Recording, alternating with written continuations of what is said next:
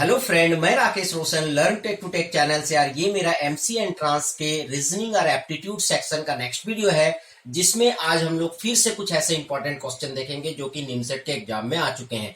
तो चलिए स्टार्ट करने से पहले जस्ट मैं आपसे रिक्वेस्ट करता हूं कि अगर अभी तक आपने मेरे चैनल को सब्सक्राइब नहीं कर रखा है तो सब्सक्राइब कर लिया और बगल में जो बेल आइकन जरूर क्लिक करें, जिससे मेरे जितने भी नए वीडियोज है उनके नोटिफिकेशन आपको मिलता रहे। तो चलिए स्टार्ट करते हैं।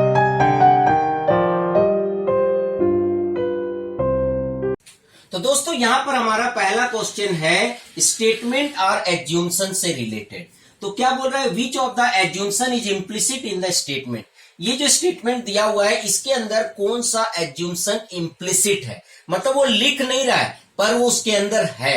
ठीक है, जैसे buy pure and natural honey of company XYZ an advertisement in paper. किसी पेपर में एक एडवर्टाइजमेंट आया है और उसमें लिखा हुआ है कि buy pure and natural honey of company XYZ।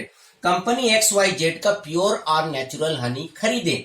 यहां पर देखिए नेचुरल लिख रहा है, इसका मतलब ये जोर दे रहा है कि जो हमारा हनी है वो आर्टिफिशियल नहीं है, वो नेचुरल है। इसका मतलब मार्केट में आर्टिफिशियल हनी भी बनाए जाते हैं, इसलिए अपने मार्केटिंग में नेचुरल हनी पे जोर दे रहा है। और प्योर है मतलब इसमें कोई मिलावटी नहीं है। अब यहां पर एज्यूम्शन में क्या क्या है कि artificial Honey can be prepared. तो बिल्कुल ये सही है, क्योंकि जरूर मार्केट में आर्टिफिशियल हनी बनते होंगे तभी ये नेचुरल हनी पे जोर दे रहा है। तो ये ट्रू है, मतलब ये स्टेटमेंट को देख के हम ये एज्यूम्शन बना सकते हैं कि आर्टिफिशियल हनी भी बन सकता है। उसके बाद है people do not mind paying more for pure and natural Honey. जो है लोग जो है प्योर या नेचुरल हनी के लिए जो है ज्यादा पैसा भी दे सकते हैं, पर ऐसा यहां पर कहीं मेंशन नहीं है एडवर्टाइजमेंट में।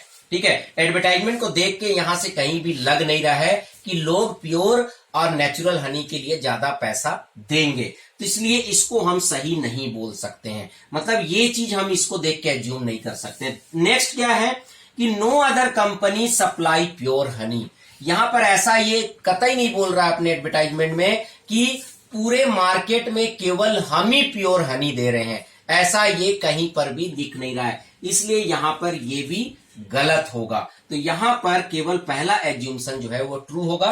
तो आपके पास ऑप्शन कैसे आएंगे, only 1 is true, only 2 is true, either 1 और 2, आइदर 1 और 3 ऐसे करके आएगा। तो आपको यहां पर जहां पर ओनली 1 इज ट्रू होगा उसी को आपको जो है सही करना है। उसके बाद नेक्स्ट क्वेश्चन है 2 men and 3 boys can do piece of work in 10 days। 2 आदमी 3 लड़के मिलके किसी काम को 10 दिन में करते हैं। 3 आदमी 3 men and 2 boy can do same work in 8 days। तो काम जो है वो सेम है। ठीक है, तो 2 आदमी और 3 बॉयज, 2 men तो हम लिख सकते हैं 2m प्लस 3 बॉयज तो हम लिख सकते हैं 3b। उसके बाद यहां पर लिखा है 3 men प्लस 2 बॉयज तो हम लिख सकते हैं 2b।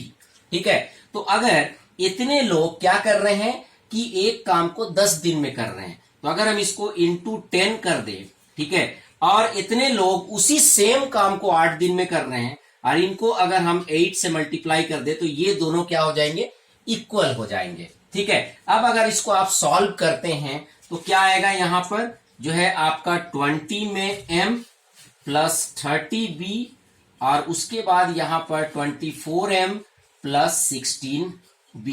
तो अगर इसको आप सॉल्व करेंगे तो 4m इक्वल टू यहां पर 14b आ जाएगा। और इसको अगर यहां पर 2 2 जा 4 और 2 7 जा करेंगे तो 2m इक्वल टू 7b।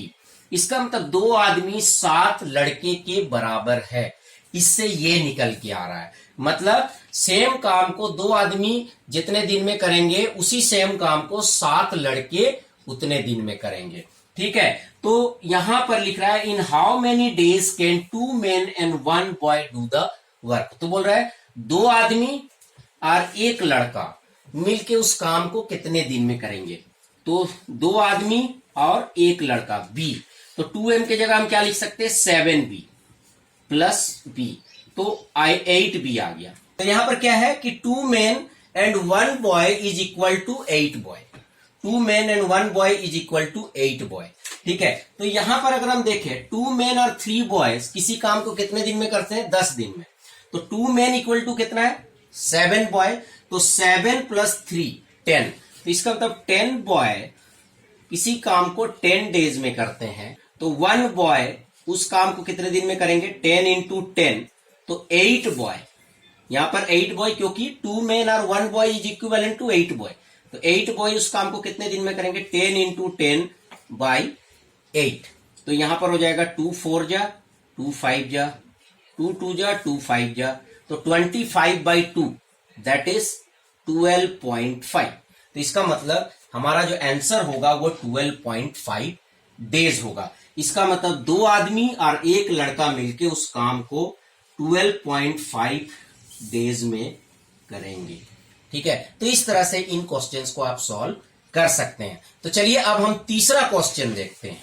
तो दोस्तों यहां पर पूछा जा रहा है चूज द कंक्लूजन। तो यहां पर स्टेटमेंट दिए हुए हैं, आपको कंक्लूजन सिलेक्ट करने हैं और ऑप्शन में दिया है कि क्या 1 ओनली, मतलब क्या केवल पहला वाला कंक्लूजन सही है, 2 ओनली, क्या केवल दूसरा वाला कंक्लूजन सही है, या फिर 2 and 4, 2 और 4 दोनों सही है, या फिर 2 और 3 दोनों सही है। तो ये आपको यहां पर चेक करना है। तो यहां पर स्टेटमेंट देखते हैं क्या बोला जा रहा है। तो दोस्तों यहां पर स्टेटमेंट क्या है, all scientist working in US are talented. मान लीजिए इस पूरे को आप यूएस मान लेते हैं, ठीक है। हालांकि देखिए बिना वेन डायग्राम का भी आप सॉल्व कर सकते हैं। तो इस पूरे को हम यूएस मान लेते हैं, तो all scientist working in US are talented. तो जितने भी साइंटिस्ट यहां पर काम कर रहे हैं, ठीक है, तो जितने भी साइंटिस्ट यहां पर काम कर रहे हैं वो जो है क्या है, टैलेंटेड है। ठीक है, उसके बाद क्या है, some Indian scientist are working in US. कुछ ऐसे इंडियन साइंटिस्ट है जो कि यूएस में काम कर रहे हैं। तो ठीक है, यहां पर कुछ इंडियन भी है, पर पहले ही बोला गया है कि जितने भी साइंटिस्ट यूएस में है वो सभी टैलेंटेड है।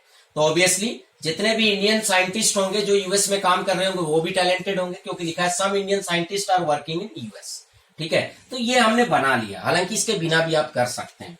पहला लिख रहा है none of the Indian scientist is talented. बोल रहा है कोई भी इंडियन साइंटिस्ट टैलेंटेड नहीं है। तो ऐसा तो यहां पर कहीं भी मेंशन नहीं है, यहां तो क्लियरली लिखा है some Indian scientist are working in US, और यूएस में काम कर रहे हैं तो वो टैलेंटेड है। तो ये तो बिल्कुल गलत होगा। Some talented Indian scientist have migrated to US.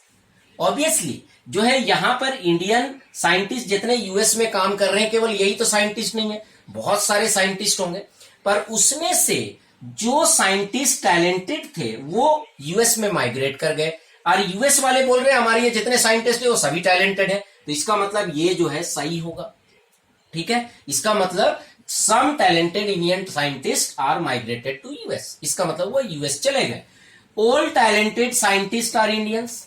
जितने भी टैलेंटेड साइंटिस्ट है वो इंडियंस है, ऐसा तो पॉसिबल ही नहीं, ऐसा हो ही नहीं सकता। ठीक है, क्योंकि यहां पर कुछ ऐसे भी साइंटिस्ट है जो यूएस के रहने वाले हैं। ठीक है, और यहां पर जो स्टेटमेंट दिया है यहां पर कहीं से भी ये नहीं लग रहा है कि all Indian scientist are talented, तो ये भी नहीं हो सकता।